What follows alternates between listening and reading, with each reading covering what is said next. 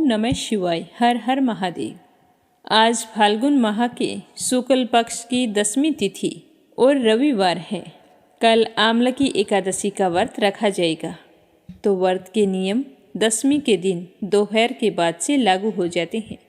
तो जो भी विष्णु भक्त एकादशी का व्रत रखता है वो इस बात का ध्यान रखें। फाल्गुन माह के शुक्ल पक्ष में आने वाली एकादशी को आमलकी एकादशी के नाम से जाना जाता है। इस दिन भगवान श्री हरि विष्णु के साथ साथ आंवले के वृक्ष की पूजा अर्चना करने का विधान है।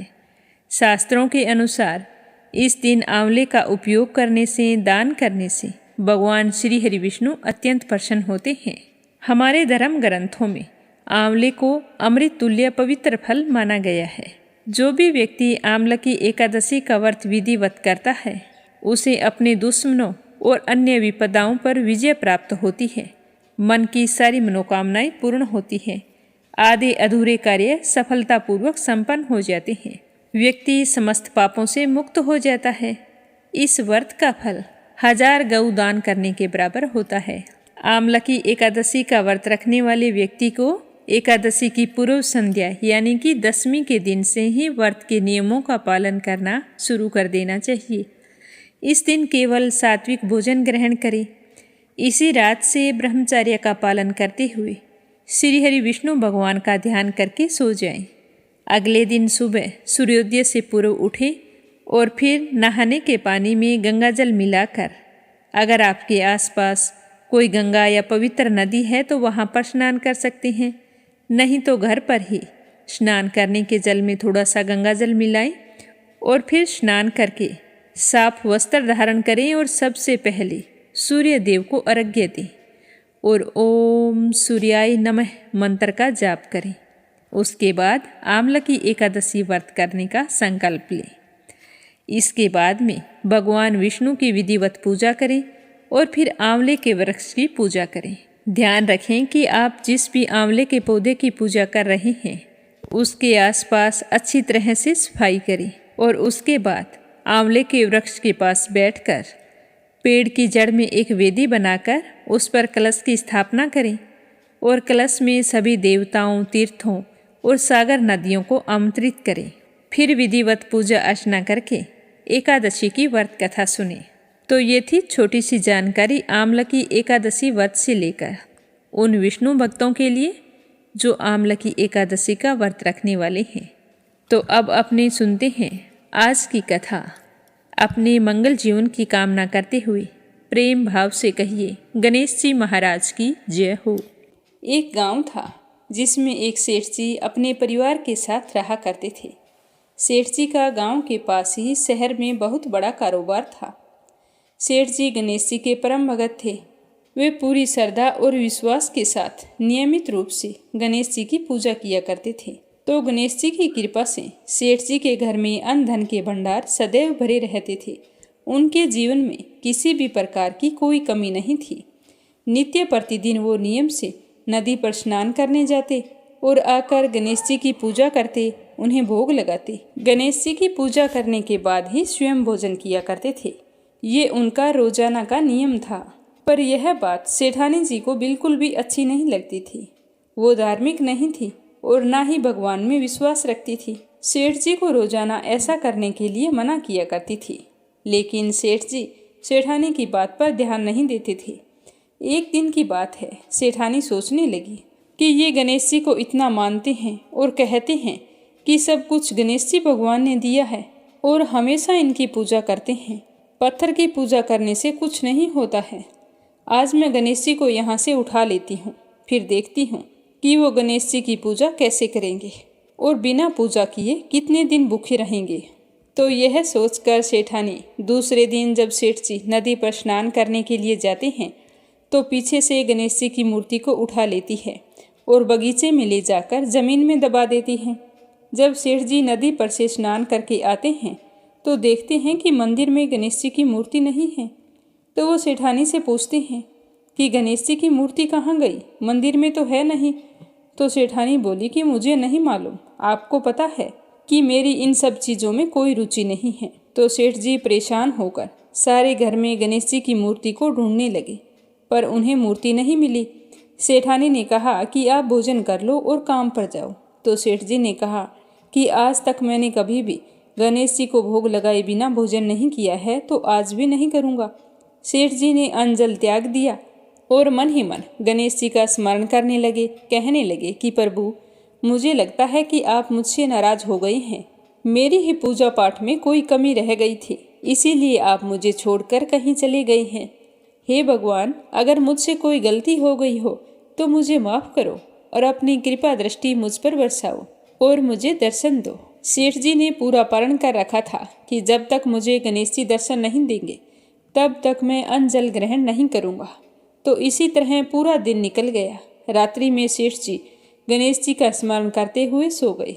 तो सेठ जी की सच्ची भक्ति से गणेश जी भगवान प्रसन्न हो गए और सेठ जी को सोए हुए नींद में दिखाई देने लगा जैसे गणेश जी भगवान एक चूहे के साथ खेल रहे हैं और चूहे को खाने के लिए लड्डू देते हैं।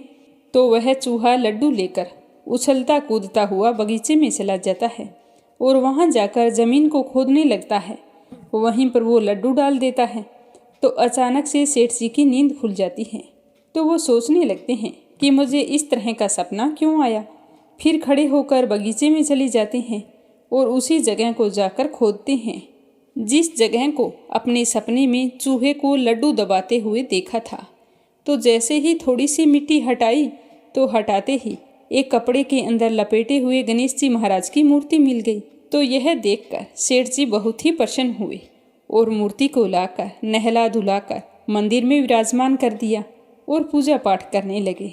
घंटी की आवाज़ सुनकर सेठानी की नींद खुल गई।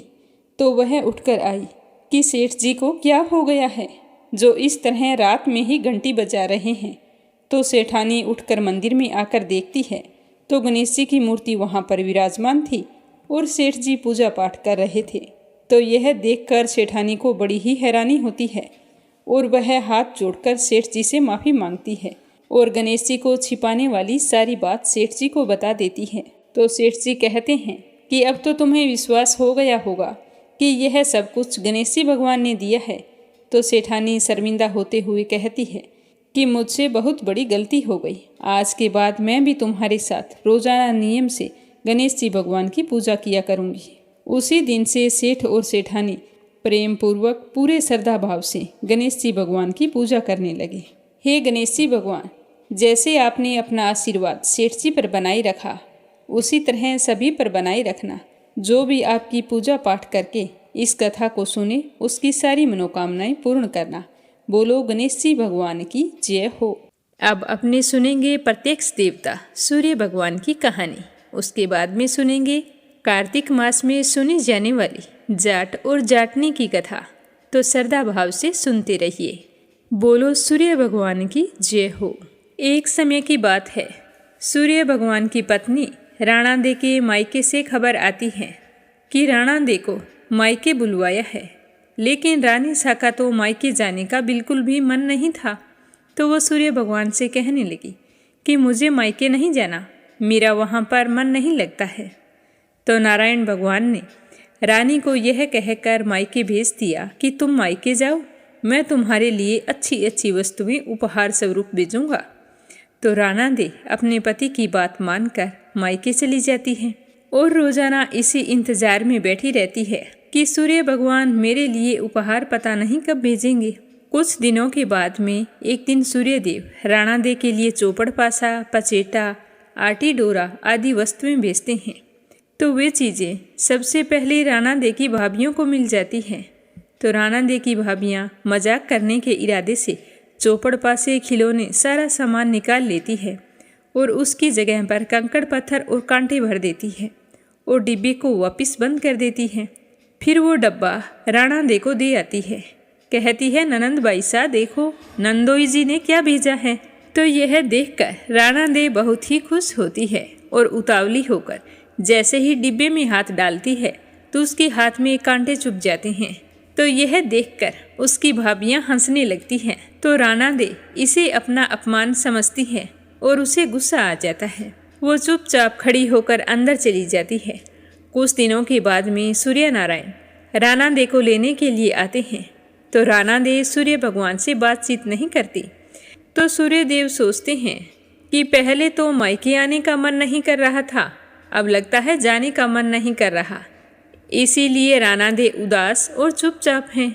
सूर्य भगवान को इस बात की खबर नहीं थी कि उनका भेजा हुआ सामान उनकी भाभियों ने बदल लिया, तो वो रानादे को विदा करवाकर अपने साथ ले आते हैं। लेकिन ये क्या, रानादे तो ससुराल आने के बाद भी वहाँ पर किसी से बात नहीं करती। तो एक दिन सूर्य नारायण ने अपनी माताजी से पूछा कि माताजी, रानादे आपसे बातचीत करती है क्या? तो उसकी माता ने कहा, नहीं बेटा, रानादे जब से मायके से वापिस आई है उसके बाद मुझसे बात नहीं कर रही है। तो यह सुनकर सूर्य नारायण कहते हैं कि माताजी, आज आप रानादे से कहना कि चावल की बोरी भरी पड़ी है, साल में से चावल निकालने हैं, परंतु उन्हें कहना कि चावल निकालते समय एक भी चावल टूटना नहीं चाहिए, सारे चावल साबुत निकलने चाहिए। तो जैसा सूर्य नारायण बोल कर गए थे, उनकी माताजी ने अपनी बहू रानादे को बोल दिया। तो रानादे तो रोने लगी। रोते रोते वो छत पर चली गई। वहाँ पर बहुत सारी चिड़िया बैठी थी। तो रानादे कहने लगी कि चिड़ियों, मैंने कभी तुम्हें चूगा डाला होगा, तो आज आप मुझ पर एक एहसान करो, इन चावलों को छील दो। तो ढेर सारी चिड़ियाँ उन चावलों को साफ करने लग गई और थोड़ी सी देर में सारे चावल साफ करके उड़ गई। तो यह देखकर रानादे बहुत ही खुश हुई। सूर्य नारायण शाम को आए और पूछा कि माताजी, रानादे कुछ बोली क्या? तो माताजी ने कहा, नहीं बेटा, वो कुछ नहीं बोली। और हैरानी की बात यह है कि उन्होंने सारे चावल साफ कर दिए, एक भी चावल टूटने नहीं दिया। तो सूर्य नारायण सोचने लगे। तो अपनी माताजी की बात सुनकर सूर्य नारायण भी हैरान हो गई और सोचने लगे कि रानादे ने अकेले ऐसे कैसे कर लिया। तो वो अपनी माताजी से कहने लगे कि माताजी, आप ऐसा करना, सुबह रानादे को बोलना कि जो 108 छेद वाली मटकी है उसमें पानी भर दे। तो सुबह होते ही जैसा सूर्य नारायण ने बोला था, उसकी माताजी ने अपनी बहू रानादे को बोल दिया कि 108 छेद वाली मटकियां हैं, उसमें पानी भर दो। तो रानादे मटकी लेकर तालाब पर चली गई और वहां पहुंचकर रोने लगी। उनको रोता हुआ देखकर छोटी छोटी मेंढकियां आई और उनसे पूछने लगी कि रानादे, आप रो क्यों रही है? तो रानादे बोली कि सासू जी ने 108 छेद वाली मटकियों में पानी भरने को बोला है, इनमें पानी कैसे टिकेगा? तो वो मेंढकियां कहने लगी कि रानादे, आप रोना बंद करो, चिंता मत करो, जितने छेद हैं उन पर हम चिपक जाएंगी, फिर आप आसानी से पानी भर लेना। फिर क्या था, रानादे तो खुश हो गई और मेंढकियां छेद पर चिपक चिपक कर बैठ गई। रानादे ने सारी मटकियों में पानी भर दिया। तो छेद वाली मटकियों में पानी देखकर उसकी सासू माँ बड़ी हैरान हुई। जैसे ही सायंकाल में सूर्य नारायण आए तो उन्होंने अपनी माताजी से पूछा कि रानादे आज आपसे बोली क्या? तो उनकी माताजी ने कहा कि नहीं बोली। आज तो उन्होंने और भी गजब कर दिखाया, छेद वाली सारी मटकियों में पानी भर दिया है। तो सूर्य नारायण सोचने लगे कि रानादे ये सब कुछ कैसे कर रही है और हमसे बोलना बंद क्यों कर दिया है। अब तो इस बात का पता लगाना पड़ेगा। तो उन्होंने अपनी माताजी से कहा कि माताजी, रानादे को बोलना कि कल बाग में उनके मौसी जी आए हैं, उन्होंने रानादे को मिलने के लिए बुलाया है। उनको यह भी बता देना कि जिस तरफ चरमू बिखरे हैं उस तरफ जाना है। तो सुबह होते ही राना जी को उसकी सासू माँ ने कह दिया जैसा सूर्य भगवान बोल कर गए थे। तो रानादे तैयार होकर अपनी मासी जी से मिलने के लिए चल पड़ी और सूर्य नारायण रास्ते में औरत का रूप बनाकर घूंघट निकाल कर बैठ गए। जब रानादे उस तरफ से जाने लगे तो सूर्य नारायण औरत के रूप में बैठे थे, रोने लगे। तो रानादे ने कहा कि आप रो क्यों रहे हैं, आप पर कोई मुसीबत आ गई क्या? तो उन्होंने रानादे की बात का कोई जवाब नहीं दिया और लगातार रोते ही रहे। तो यह देखकर रानादे कहने लगी कि मेरे पर जो मुसीबत आई है, अगर वो तुम पर आ जाए तो तुम क्या करोगे? तो सूर्य नारायण कहने लगे कि आप पर क्या मुसीबत आई है?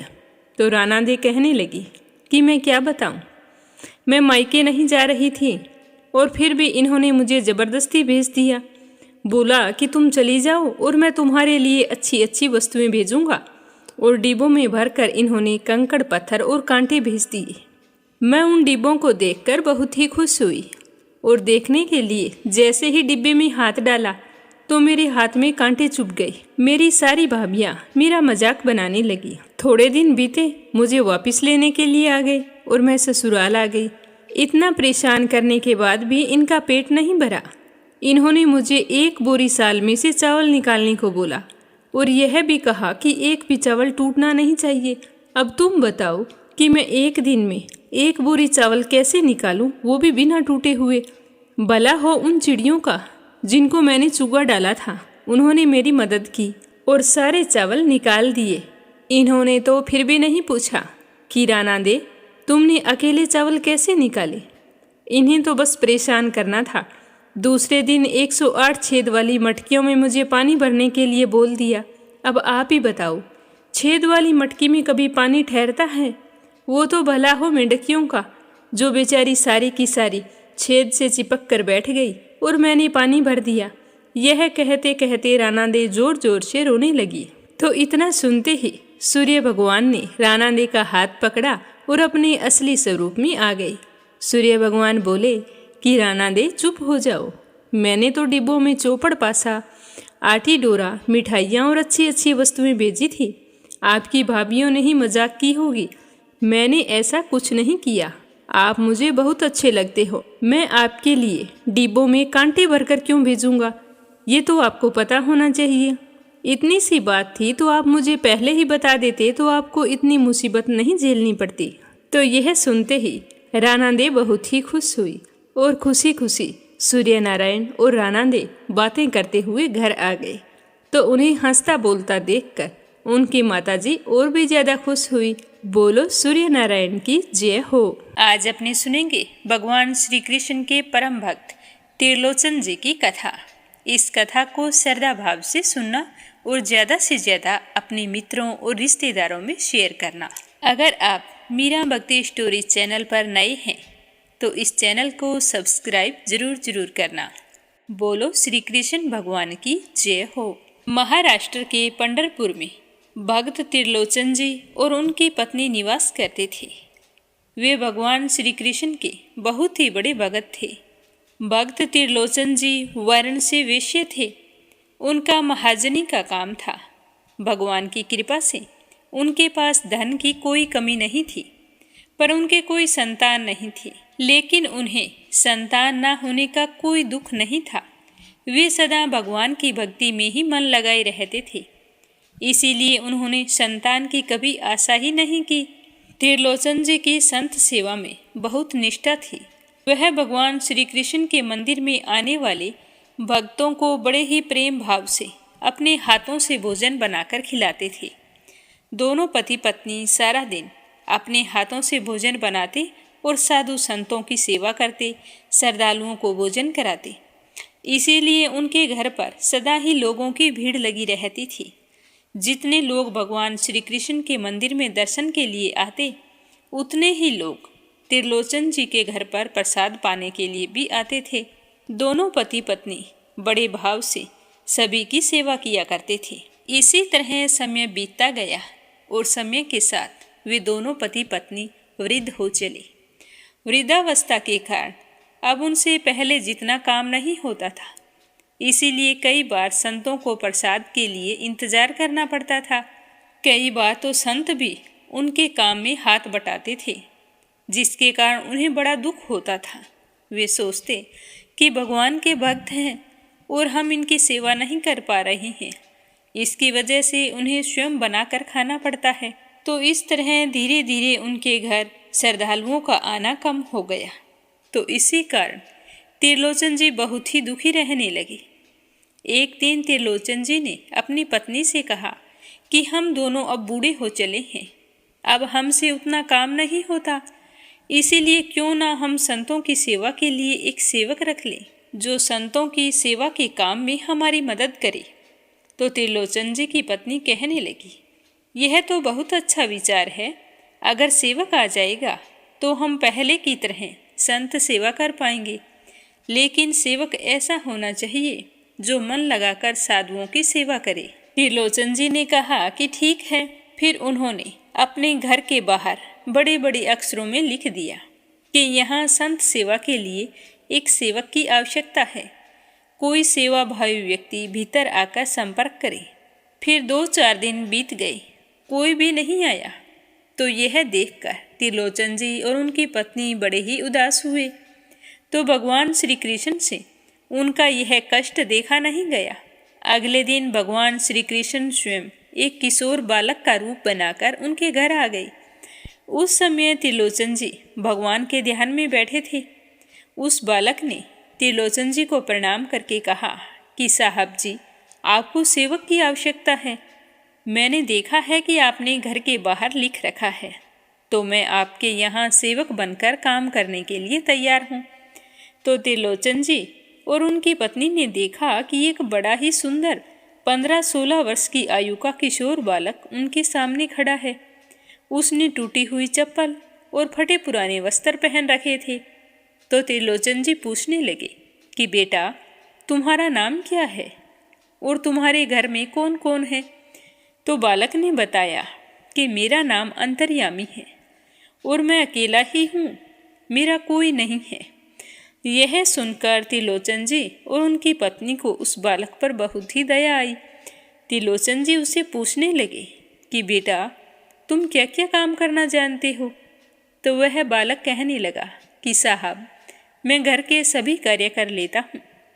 तो त्रिलोचन जी ने कहा कि हमारे घर में प्रतिदिन सैकड़ों लोगों का भोजन बनाना है, क्या तुम रोज इतने लोगों का भोजन बना लोगे? तो वह बालक कहने लगा कि साहब, आप बिल्कुल निश्चिंत रहिए, भोजन बनाने में मुझे विशेष दक्षता प्राप्त है। सैकड़ों लोगों का भोजन बनाना मेरे बाएं हाथ का काम है। मैं तो भोजन बनाने के साथ साथ आपके घर में झाड़ू, बर्तन और साफ सफाई भी कर दिया करूँगा। तो यह सुनकर त्रिलोचन जी बहुत ही प्रसन्न हुए। उन्होंने सोचा कि यह तो हमें बहुत अच्छा सेवक मिला है। फिर उस बालक से कहने लगे कि ठीक है बेटा, कल से तुम काम पर लग जाना, पर मुझे ये बताओ कि तुम यहाँ पर सेवा करने का क्या लोगे? तो वह बालक कहने लगा कि बाबूजी, मुझे तो भर पेट भोजन दे देना और रात को सोने के लिए थोड़ी सी जगह दे देना, बस इतना ही चाहिए। तो त्रिलोचन जी कहने लगे कि बेटा, हमारे घर में भोजन की कोई कमी नहीं है, जितनी तुम्हारी इच्छा हो तुम उतना भोजन कर लेना, और हमारा घर भी बहुत बड़ा है, हम तुम्हें एक कमरा दे देंगे, तुम वहाँ पर आराम कर लेना। तो वह बालक कहने लगा कि मैं आपके घर के सभी कार्य करूँगा, लेकिन मेरी भी कुछ शर्तें हैं। तो त्रिलोचन जी कहने लगे कि बेटा बताओ, तुम्हारी क्या शर्त है? तो वह बालक कहने लगा कि मैं सभी के लिए भोजन बनाऊंगा, लेकिन मेरे लिए भोजन आपको बनाना होगा, क्योंकि मैं अपने हाथों से बना हुआ भोजन ग्रहण नहीं करता। तो त्रिलोचन जी की पत्नी ने सोचा कि छोटा सा बालक है, 2-4 रोटी में तृप्त हो जाएगा। तो वह बोली कि ठीक है बेटा, तुम्हारे लिए भोजन तो मैं बना दूंगी। तो उसकी बात सुनकर बालक कहने लगा कि मेरी दूसरी शर्त है कि मैं कितना भी भोजन करूं, मुझे यह कभी मत कहना कि तुम इतना भोजन क्यों करते हो। त्रिलोचन जी कहने लगे कि तुम भर पेट 4-5 रोटी खा लेना, हम तुम्हें कभी नहीं टोकेंगे। तो वह बालक कहने लगा कि 4-5 रोटी, इससे तो मेरा कुछ नहीं होगा, मैं तो दिन भर में एक ही समय भोजन करता हूँ, लेकिन एक ही बार में मैं 4 से 5 किलो रोटियाँ खाता हूँ। तो त्रिलोचन जी हंसते हुए कहने लगे कि तुम चाहे जितना भोजन कर लेना, लेकिन संतों की सेवा में कोई कमी नहीं आनी चाहिए। तो वह बालक कहने लगा कि बाबूजी, मेरी तीसरी और आखिरी शर्त सुनो कि आप किसी अन्य व्यक्ति से कभी भी मेरी चुगली नहीं करेंगे कि मैं अधिक भोजन करता हूँ। जिस दिन आपने मुझसे या किसी अन्य व्यक्ति से मेरे भोजन के बारे में कहा, तो मैं उसी दिन से आपका घर छोड़कर चला जाऊंगा। तो त्रिलोचन जी और उनकी पत्नी ने बालक अंतर्यामी की सारी बातें मान ली। अगले दिन से अंतर्यामी के रूप में आए भगवान ने त्रिलोचन जी के घर पर काम करना शुरू कर दिया। अगले दिन त्रिलोचन जी सोकर उठे तो उन्होंने देखा कि रसोई घर में अलग अलग चूल्हों पर अलग अलग व्यंजन तैयार हो रहे हैं। अंतर्यामी भाग भाग कर 15 तरह के व्यंजन बना रहा है। जब तक त्रिलोचन जी और उनकी पत्नी स्नान आदि नित्य कर्मों से निवृत्त हुए, तब तक अंतर्यामी ने सैकड़ों लोगों का भोजन तैयार कर दिया। अब सुबह सुबह श्रद्धालु आने लगे। अंतर्यामी ने उन सभी को बड़े प्रेम से भोजन परोसा। त्रिलोचन जी अंतर्यामी की इस कार्य में मदद करना चाहते थे, लेकिन अंतर्यामी ने उन्हें रोक दिया कि सारा काम मैं खुद करूँगा, और उन्हें कुछ भी नहीं करने दिया। अंतर्यामी का बनाया हुआ भोजन इतना शुद्ध और स्वादिष्ट था कि सारे लोगों ने उसके भोजन की बहुत ही प्रशंसा की। भोजन करने वालों का पेट तो भर जाता, लेकिन मन नहीं भरता। आए हुए सारे साधु संतों ने त्रिलोचन जी से भोजन की खूब प्रशंसा की।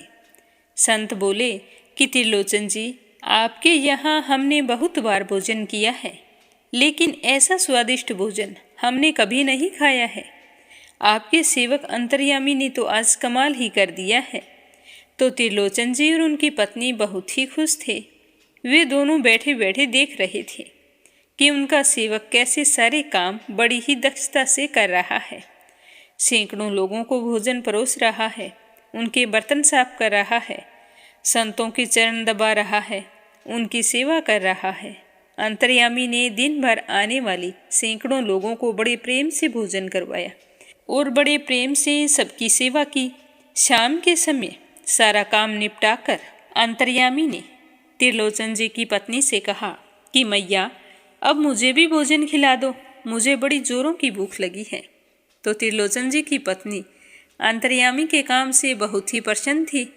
वह कहने लगी कि हाँ बेटा, तुम बैठ जा, मैं अभी तेरे लिए भोजन बनाती हूँ। तो त्रिलोचन जी की पत्नी ने सोचा कि छोटा सा बालक कितना भोजन करेगा, अगर थोड़ा अधिक खा भी लेगा तो क्या होगा। मैं ऐसा करती हूँ कि 5 लोगों के हिसाब से भोजन बना लेती हूँ, इतने भोजन से तो इसका जरूर पेट भर जाएगा। तो उसने 5 व्यक्तियों का भोजन बनाया और अंतर्यामी को भोजन करने के लिए बैठाया। स्वयं भगवान जो अंतर्यामी के रूप में आए थे, उन्होंने कुछ ही देर में सारा भोजन खत्म कर लिया और कहने लगे कि मैया, मुझे तो भोजन और चाहिए। तो त्रिलोचन जी और उनकी पत्नी बड़े ही आश्चर्यचकित थे कि इतने छोटे से बालक ने 5 लोगों के बराबर भोजन कर लिया है और फिर भी इसकी भूख शांत नहीं हुई है, यह तो भोजन और मांग रहा है। तो अंतर्यामी के लिए उन्होंने 5 लोगों का भोजन और तैयार किया, लेकिन फिर भी उसकी भूख शांत नहीं हुई। इस प्रकार अंतर्यामी के लिए बार बार भोजन बनाया गया। 50 लोगों के बराबर भोजन करके अंतर्यामी की भूख शांत हो गई। इसी तरह सारा भोजन बनाते बनाते त्रिलोचन जी की पत्नी परेशान हो गई। अब ये तो उनका नित्य का नियम हो गया। अंतर्यामी भगवान दिन भर सारे काम करते, संतों को बड़े प्रेम से भोजन कराते, उनकी सेवा करते, उनके पैर दबाते और शाम को त्रिलोचन जी की पत्नी के हाथों से बना हुआ भोजन ग्रहण करते। अब तो त्रिलोचन जी के घर आने वाले संतों और श्रद्धालुओं की संख्या बढ़ने लगी। अंतर्यामी इतना स्वादिष्ट भोजन बनाता था जिसकी सभी प्रशंसा दूर दूर तक करते थे। तो त्रिलोचन जी के घर पर भोजन की चर्चा दूर दूर फैल गई, जिसके कारण और भी अधिक साधु संत आने लगे। सभी संत प्रसन्न होकर त्रिलोचन जी को आशीर्वाद देकर जाते थे। अब त्रिलोचन जी को कोई परिश्रम नहीं करना पड़ता था। उनके पास कोई काम न होने के कारण उनके पास समय भी बहुत था, इसीलिए वे सारा दिन भगवान के भजन गाने में बिताने लगे। त्रिलोचन जी के घर में दिन भर भगवान के भजन गाए जाने लगे, सत्संग होने लगी, जिससे उनके घर में और भी अधिक संत आने लगे। त्रिलोचन जी के घर का माहौल ऐसा लगता जैसे उनके घर में रोजाना ही उत्सव होता है। अब सब जगह त्रिलोचन जी की जय जयकार होने लगी। इसी प्रकार 13 महीनों का समय बीत गया। एक दिन त्रिलोचन जी की पत्नी पड़ोस में गई। महिलाओं की आपस में बातचीत होने लगी। तो एक महिला ने त्रिलोचन जी की पत्नी से कहा कि जब से अंतर्यामी आया है, आपके घर में तो बड़ी खुशहाली आ गई है और त्रिलोचन जी की रंगत ही बदल गई है। उनके चेहरे पर तो बड़ा तेज आ गया है, उनकी सेहत भी पहले से बहुत अच्छी रहने लगी है। लेकिन आप तो पहले भी दुबली थी और अब भी दुबली हो, आपकी सेहत में कोई सुधार क्यों नहीं आया? तो पड़ोसन की बात सुनकर त्रिलोचन जी की पत्नी कहने लगी कि मेरा दुख कोई नहीं जानता। अंतर्यामी सबकी सेवा करता है, लेकिन अंतर्यामी की सेवा मुझे करनी पड़ती है। तो महिला कहने लगी कि तुम सेवा करके ऐसा क्या करती हो जिसकी वजह से तुम दुखी हो गई हो। तो त्रिलोचन जी की पत्नी कहने लगी कि पूरे दिन अंतर्यामी सबको भोजन बनाकर खिलाता है, लेकिन अपने हाथ से बना भोजन नहीं खाता। उसके लिए भोजन मुझे बनाना पड़ता है। तो वह महिला कहने लगी कि अरे वह तो 16-17 वर्ष का बालक है, कितना भोजन करता होगा। तो पड़ोसन की बात सुनकर त्रिलोचन जी की पत्नी कहने लगी कि अरे बहन, तुम नहीं जानती, वह दिन भर में एक ही बार भोजन करता है, लेकिन जब भोजन करने बैठता है तो लगातार 3 से 4 घंटे तक भोजन करता रहता है। 50 लोगों के बराबर अकेला ही भोजन कर लेता है। इतना खाता है कि मैं तो बना बना कर थक जाती हूँ। तो उसकी बात सुनकर पड़ोसन को बड़ी ही हैरानी हुई। वह कहने लगी कि बहन, तुम उसके लिए इतना भोजन बनाती हो, इससे अच्छा तो तुम श्रद्धालुओं के लिए ही बना लो। ये कैसा बालक है जो इतना इतना भोजन करता है? मैंने तो ऐसा ना कभी सुना है ना कभी देखा है। तो दोनों काफी देर तक अपने दुख दर्द की बातें करती रही। फिर त्रिलोचन जी की पत्नी कहने लगी कि बहन, मुझे अब घर जाना होगा। मैं उस अंतर्यामी के लिए भोजन तैयार करूंगी। अभी लगूंगी तब जाके 3-4 घंटे में उसके लिए भोजन बनेगा। यह कहकर वो अपने घर की तरफ आ गई। घर के अंदर आकर देखा तो अंदर कोई नहीं था। तो वह आवाज लगाने लगी कि अंतर्यामी, ओ अंतर्यामी, कहाँ है तू? दिखाई नहीं दे रहा। पर अंतर्यामी तो अपने वादे के मुताबिक अंतर्ध्यान हो चुका था। सब जगह अंतर्यामी की खोज की गई, परंतु वह कहीं भी नहीं मिला। अंतर्यामी के चले जाने पर त्रिलोचन जी और उनकी पत्नी बड़े ही दुखी हुए। दोनों पति पत्नी अंतर्यामी की याद में जोर जोर से रोने लगे और रोते रोते भगवान श्री कृष्ण के मंदिर पहुंचे। दोनों ने भगवान से विनती की कि हे प्रभु, आपने हमें संतान नहीं दी, उसका हमें कोई दुख नहीं है, लेकिन एक सेवक हमारे जीवन में आया था। उसके आने से हमारे घर में संतों की सेवा होने लगी, भजन कीर्तन होने लगा। वह सेवक पुत्र के समान ही हमारी सेवा किया करता था। आज वो ना जाने अचानक से कहाँ चला गया है। आप कृपया करके उसको हमारे घर भेज दो। ऐसा कहकर दोनों पति पत्नी जोर जोर से रोने लगे। तभी उन दोनों को अंतर्यामी की आवाज़ सुनाई दी कि साहब जी, मैं यहाँ हूँ। दोनों ने आंखें खोली तो उन्होंने पाया कि यह आवाज़ तो श्री कृष्ण भगवान की मूर्ति से आ रही थी। तो भगवान श्री कृष्ण कहने लगे कि आप दोनों ने जीवन भर साधु संतों और मंदिर में आने वाले श्रद्धालुओं की सेवा की है, इसीलिए आप पर प्रसन्न होकर मैं स्वयं अंतर्यामी का रूप लेकर आपके घर आया था और आपकी सहायता करता था। यदि आप चाहेंगे तो मैं फिर से आपकी सहायता करने आऊँगा। तो इतना सुनकर त्रिलोचन जी तो बुरी तरह से विलाप करने लगे। कहने लगे कि हे प्रभु, आप हम जैसे तुच्छ प्राणियों के घर नौकर बनकर आए। आपने हमारी सेवा की, हमारे लिए भोजन बनाया, हमारे जूठे बर्तन धोए। प्रभु, हमने आपको पहचाना नहीं, हमने आपसे सेवा करवाई, यह तो बहुत बड़ा पाप हो गया है। तो भगवान कहने लगे कि आपसे कोई पाप नहीं हुआ है। हम स्वयं आपकी भक्ति से प्रसन्न होकर आपकी सहायता करने आए थे। अब आप दोनों शोक रहित होकर अपने घर जाइए। शीघ्र ही आप दोनों मुक्त होकर मेरे परम धाम में आओगे और मेरा सानिध्य प्राप्त करोगे। अब अपने सुनते हैं विष्णु पुराण का आगे का अध्याय। तो प्रेम भाव से कहिए, श्री हरि विष्णु भगवान के अनंत स्वरूपों की जय हो। विष्णु पुराण की जय हो। सर्प यज्ञ की समाप्ति के पश्चात राजा जन्मेजय अब शांत और संतुष्ट थे, परंतु समय की धारा अब एक नए मोड़ की ओर बहने लगी थी। इस अध्याय में अपने जानेंगे कि कौन था वह महान ऋषि जिसने जन्मेजय को भविष्य के संकटों से आगाह किया था। क्यों देवताओं और दानवों के बीच नया संघर्ष छिड़ने वाला था।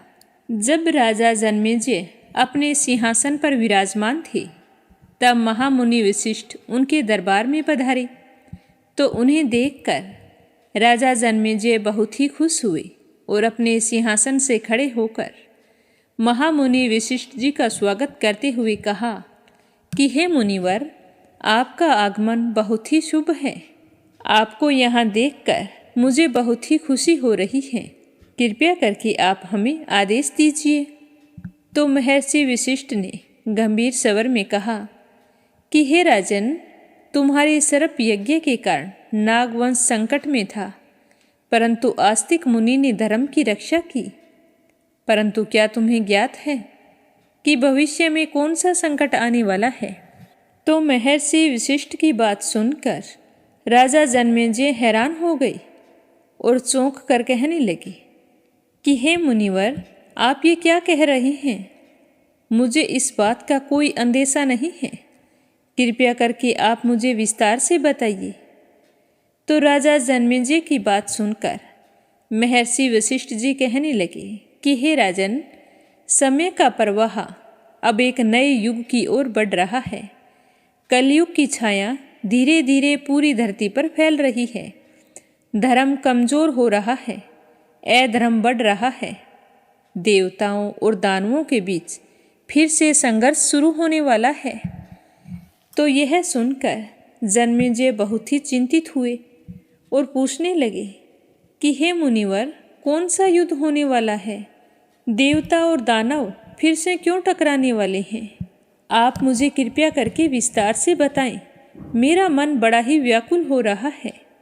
तो राजा जन्मेजय की बात सुनकर महर्षि वशिष्ठ जी ने रहस्यमयी मुस्कान के साथ कहा कि हे राजन, देवताओं के पास अब अमृत है, परंतु दानवों के पास उनकी मायावी शक्तियां हैं।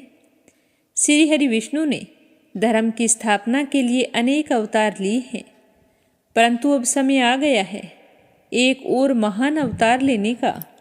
तो यह सुनकर राजा जन्मेजय विस्मय से फिर पूछने लगे कि हे ऋषिवर, क्या श्री हरि विष्णु फिर से अवतार लेने वाले हैं?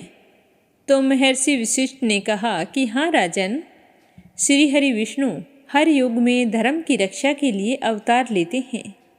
अब समय आ रहा है भगवान परशुराम के पराक्रम की कथा सुनने का।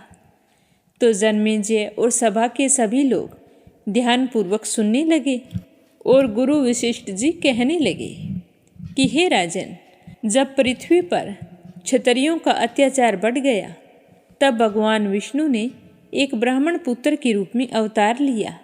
उसका नाम था परशुराम। भगवान परशुराम, जो कि स्वयं भगवान विष्णु के ही छठे अवतार थे, क्रोध और तपस्या का अद्भुत संगम थे। उन्होंने अपने पराक्रम से 21 बार धरती से अधर्मी क्षत्रियों का नाश किया। तो यह सुनकर राजा जन्मेजय बड़े ही हैरान हुए और आश्चर्य से पूछने लगे कि हे मुनिवर, परशुराम ब्राह्मण होते हुए भी योद्धा कैसे बने? सबसे पहले तो हमें आप यही बताइए। तो राजा जन्मेजय की बात सुनकर महर्षि वशिष्ठ जी मुस्कुराने लगे और कहने लगे कि हे राजन, यह कथा अत्यंत गूढ़ और रहस्यमयी है। परशुराम का जन्म ही अन्याय के विनाश के लिए हुआ था। उनके पिता महर्षि जमदग्नि महान तपस्वी थे और उनकी माता रेणुका अत्यंत पतिव्रता थी, परंतु एक घटना ने परशुराम को महाक्रोधी बना दिया। जन्मेजय और दरबार के सभी लोग इस कथा को सुनने के लिए बड़े ही उत्सुक हो रहे थे। गुरु वशिष्ठ जी कहने लगे कि हे राजन, उस काल में एक अत्याचारी क्षत्रिय राजा हुआ जिसका नाम था सहस्त्रार्जुन। वह अत्यंत शक्तिशाली था, परंतु उसके हृदय में दया नाम की कोई चीज नहीं थी। वह अपनी शक्ति के मद में चूर होकर ऋषि मुनियों पर अत्याचार करता था। एक दिन की बात है कि सहस्त्रार्जुन अपने सैनिकों के साथ महर्षि जमदग्नि के आश्रम पर पहुंच गया। उन्हें देखकर महर्षि जमदग्नि बहुत ही खुश हुए, उनका खूब आदर सत्कार किया और अपनी दिव्य गाय कामधेनु के माध्यम से उनकी खूब सेवा की। तो राजा सेवा से तो खुश हुए या नहीं, लेकिन उस दिव्य गाय को देखकर उनके मन में लालच आ गया और उस गाय को हड़पने का विचार करने लगे और महर्षि जमदग्नि से कहा कि हे मुनिवर, क्या आप ये अपनी दिव्य गाय मुझे दे सकते हैं? आपके यहाँ इस गाय का क्या काम है? तो महर्षि जमदग्नि बहुत ही शांत स्वभाव के थे।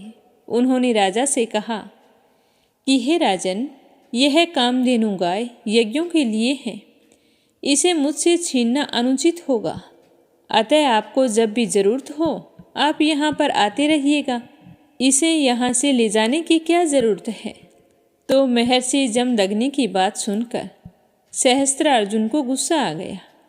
उन्होंने उनकी बात नहीं मानी और अपने बल से कामधेनु गाय को छीनकर वहाँ से चला गया। महर्षि जमदग्नि मन ही मन बड़े दुखी हुए, परंतु उन्होंने सहस्त्रार्जुन को कुछ नहीं कहा। जब भगवान परशुराम आश्रम पर लौटे और उन्हें अपने माँ पिताजी से यह समाचार मिला कि राजा सहस्त्रार्जुन महर्षि जमदग्नि के मना करने पर भी बलपूर्वक कामधेनु गाय को छीन कर ले गया है, तो उनका क्रोध प्रज्वलित हो उठा और उन्होंने अपनी कुल्हाड़ी को उठाया और सहस्त्रार्जुन की सेना पर टूट पड़े। एक भयंकर संग्राम हुआ जिसमें परशुराम ने सहस्त्रार्जुन के समस्त पुत्रों को मार डाला और सहस्त्रार्जुन का भी वध कर दिया। तो यह सुनकर राजा जन्मेजय हैरान होकर कहने लगे कि हे मुनिवर, क्या इस घटना के बाद भगवान परशुराम का क्रोध शांत हो गया? तो महर्षि वशिष्ठ बोले कि नहीं राजन, यह तो केवल आरंभ था।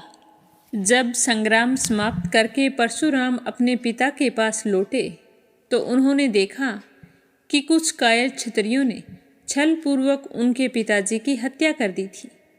तो यह देखकर भगवान परशुराम को और भी अधिक क्रोध आ गया और उन्होंने प्रतिज्ञा की कि 21 बार पृथ्वी से अधर्मी क्षत्रियों का संहार करूँगा। इसके बाद भगवान परशुराम ने अपने परशु के प्रहार से संपूर्ण पृथ्वी को अधर्मी क्षत्रियों से मुक्त कर दिया। इस तरह बताते हुए महर्षि वशिष्ठ ने कहा कि हे राजन, भगवान परशुराम केवल संहारक नहीं थे, वो धर्म की पुनः स्थापना करने वाले थे।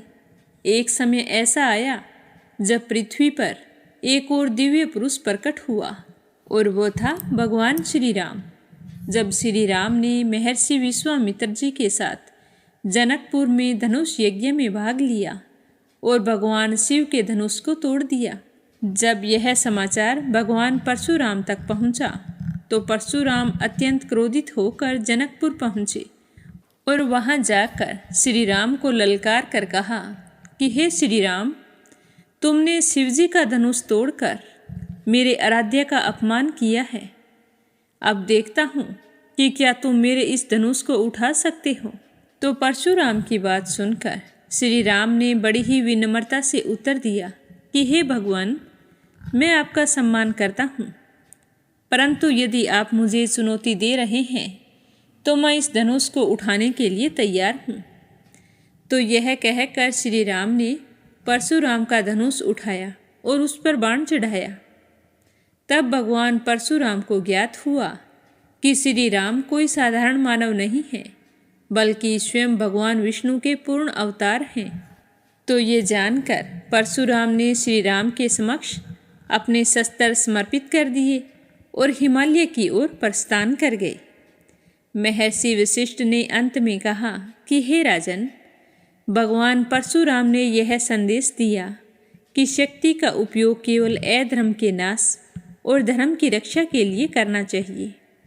जो व्यक्ति अहंकार में शक्ति का दुरुपयोग करता है उसका अंत निश्चित होता है। तो इस तरह राजा जन्मेजय और उनकी सभा यह कथा सुनकर अत्यंत प्रभावित हुई और फिर सबने धर्म के मार्ग पर चलने का संकल्प लिया। तो उसके बाद महर्षि वशिष्ठ जी ने जन्मेजय से कहा कि हे राजन, अब मैं तुम्हें उस काल की कथा सुनाता हूँ जब पृथ्वी पर अधर्म पुनः बढ़ने लगा था। भगवान परशुराम ने अधर्मियों का संहार किया, किंतु समय के प्रभाव से पाप और अहंकार फिर से पनपने लगा था। राजा जन्मेजय और सभा के सभी सदस्य महर्षि वशिष्ठ जी के वचनों को बड़े ही ध्यान से सुन रहे थे। तो महर्षि वशिष्ठ जी कहने लगे कि हे राजन, जब भगवान परशुराम ने 21 बार पृथ्वी को अधर्मी क्षत्रियों से मुक्त कर दिया था तो एक बार सब जगह शांति व्याप्त हो गई थी, किंतु समय चक्कर सदा अटल होता है। परशुराम के तपस्यारत होते ही जो क्षत्रिय बाकी बचे थे उन्होंने धीरे धीरे अपने राज्य पुनः स्थापित किए। शुरू में वे धर्म के मार्ग पर चले, किंतु जैसे जैसे समय बीतता गया अहंकार और लालच ने एक बार फिर से उनके हृदय में अपना स्थान बना लिया। कुछ राजाओं ने अपने पूर्वजों की हार का प्रतिशोध लेने की भावना से नए नए युद्ध छेड़ने आरंभ कर दिए। राज्य विस्तार की भूख ने उन्हें अधर्म की ओर धकेल दिया। तो यह सुनकर राजा जन्मेजय ने उत्सुक होकर पूछा कि हे मुनिवर, क्या उस समय कोई महात्मा नहीं थे जो धर्म की रक्षा कर सकते थे? तो राजा जन्मेजय की बात सुनकर महर्षि वशिष्ठ जी ने कहा कि हे राजन, अवश्य धर्म रक्षक सदा रहते हैं। उन दिनों अनेक महर्षि, तपस्वी और योगी थे जो धर्म की रक्षा के लिए तपस्या कर रहे थे, परंतु जब पाप बहुत अधिक बढ़ गया था तब स्वयं भगवान ने इस समस्या का समाधान करने के लिए एक लीला रची थी। जब पृथ्वी पर अत्याचार और अन्याय बढ़ गया तब स्वयं पृथ्वी माता ने देवताओं से प्रार्थना की। पृथ्वी माता जो दिव्य रूप धारण कर सकती थी वह ब्रह्मालोक पहुंची। उस समय वो बहुत ही दुखी थी। उनका स्वर करुणा से भरा हुआ था। उन्होंने पितामह से कहा कि हे ब्रह्मादेव, मैं अब और यह बोझ सहन नहीं कर सकती, आप मेरी रक्षा करें। अधर्मी राजाओं और दुष्ट व्यक्तियों ने मुझे रक्त से लथपथ कर दिया है। जो राजा धर्म की रक्षा करने के लिए थे वे अब अधर्म का पोषण कर रहे हैं। हे देव, आप मेरी रक्षा करें। तो पितामह ने पृथ्वी माता की यह पुकार सुनी और सभी देवताओं को अपने पास बुलाया। फिर सारे देवतागण मिलकर श्रीहरि विष्णु के पास क्षीर सागर में पहुँचे और वहाँ जाकर उनसे प्रार्थना की। देवताओं ने कहा कि हे श्रीहरि, आप सदा धर्म की स्थापना के लिए अवतार ग्रहण करते हैं। अब भी पृथ्वी को आपकी आवश्यकता है। जगत के पालनहार हे प्रभु, कृपया करके अधर्म का नाश करने के लिए फिर से अवतार धारण कीजिए। इस तरह बताते हुए महर्षि वशिष्ठ जी कहने लगे कि हे राजन, जब देवताओं ने भगवान श्रीहरि से प्रार्थना की तो श्रीहरि विष्णु भगवान ने अपनी मंद मंद मुस्कान के साथ उनसे कहा कि हे देवगण, आप चिंता मत करो, मैं बहुत ही जल्द पृथ्वी पर अवतार ग्रहण करूँगा। धर्म की पुनः स्थापना के लिए जरूरी है कि पापियों का नाश हो। इसके लिए मैंने पहले से ही एक दिव्य योजना बना रखी है। तो विष्णु जी की बात सुनकर सारे देवता बड़े ही उत्सुक हुए और पूछने लगे कि हे प्रभु, आपकी वह योजना क्या है? तो विष्णु जी कहने लगे कि हे देवताओं, अब समय आ गया है कि मैं स्वयं विभिन्न रूपों में अवतरित होकर पृथ्वी पर न्याय स्थापित करूं। धर्म की पुनः स्थापना के लिए एक महान युग का आरंभ होगा। तो महर्षि वशिष्ठ कहने लगे कि हे राजन, इस प्रकार भगवान विष्णु ने अवतार लेने का निश्चय किया और देवताओं को आश्वासन दिया और उसके बाद एक महान लीला आरंभ हुई जिसने पूरे विश्व को बदल दिया। तो गुरु वशिष्ठ जी की बात सुनकर राजा जन्मेजय अत्यंत उत्सुक हो गए और कहने लगे कि हे मुनिवर, कृपया करके आगे की कथा सुनाइए कि भगवान ने कौन सा अवतार धारण किया और किस प्रकार उन्होंने अधर्म का नाश किया।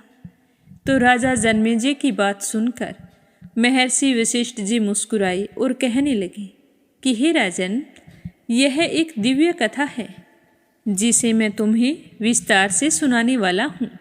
तो आज की कथा को यही विराम देते हैं। अगले अध्याय में अपने सुनेंगे भगवान के अवतरण और उनके दिव्य कार्यों का वर्णन। तो भगवान श्री हरि की कृपा पाने के लिए रोजाना नियम से सुनते रहिए। प्रेम से बोलो श्री हरि विष्णु भगवान के अनंत स्वरूपों की जय हो।